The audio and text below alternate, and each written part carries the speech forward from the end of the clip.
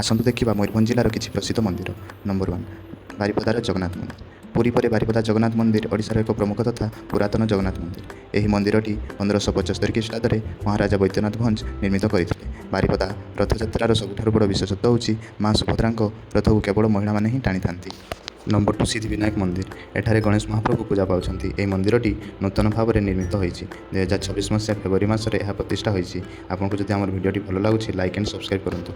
Number 3 ମା କିଚକେଶ୍ୱରୀ ମନ୍ଦିର। ଏହି ମନ୍ଦିରଟି ମୟୂରଭଞ୍ଜ ଜିଲ୍ଲାର ଖିଚିଂଠାରେ ଅବସ୍ଥିତ। ଏଠାରେ ମା କିଚକେଶ୍ୱରୀ ପୂଜା ପାଉଛନ୍ତି। ଏହି ମନ୍ଦିରଟି 920ରୁ 927 ଖ୍ରୀଷ୍ଟାବ୍ଦ ମଧ୍ୟରେ ଭଞ୍ଜ ବଂଶ ରାଜାଙ୍କ ଦ୍ୱାରା ନିର୍ମିତ ହୋଇଥିଲା। ଏହି ମନ୍ଦିରଟି ସମ୍ପୂର୍ଣ୍ଣ ଭାବରେ ବ୍ଲାକ୍ ମାର୍ବଲରେ ନିର୍ମିତ ହୋଇଅଛି। ନମ୍ବର 4 ରାମତୀର୍ଥ। ଏହା ମୟୂରଭଞ୍ଜ ଜିଲ୍ଲାର ଯଶୀପୁରଠାରେ ଅବସ୍ଥିତ। ପୁରାଣ ଅନୁଯାୟୀ ତ୍ରେତୟା ଯୁଗରେ ପ୍ରଭୁ ଶ୍ରୀରାମ, ମାତା ସୀତା ଏବଂ ଲକ୍ଷ୍ମଣ ଏହି ସ୍ଥାନରେ ବିଶ୍ରାମ ନେଇଥିଲେ ଏବଂ ନିକଟରେ ଥିବା ନଦୀରେ ନିଜ ମୁହଁ ହାତ ଧୋଇଥିଲେ। ସେହି ସମୟଠାରୁ ଏହି ପବିତ୍ର ସ୍ଥାନର ନାମ ରାମତୀର୍ଥ ଦିଆଯାଇଛି। ଏଠାରେ ମୟୂରଭଞ୍ଜ ଜିଲ୍ଲାର ଏକମାତ୍ର କ୍ରୋକୋଡାଇଲ୍ ପ୍ରୋଜେକ୍ଟ ମଧ୍ୟ ଅଛି। ଏଠାରେ ଲୋକମାନେ କୁମ୍ଭୀର ଦେଖିବାକୁ ମଧ୍ୟ ଆସିଥାନ୍ତି। ଆପଣଙ୍କୁ ଯଦି ଆମର ଭିଡ଼ିଓଟି ଭଲ ଲାଗୁଛି ତେବେ ଲାଇକ୍ ଆଣ୍ଡ ସବସ୍କ୍ରାଇବ୍ କରନ୍ତୁ।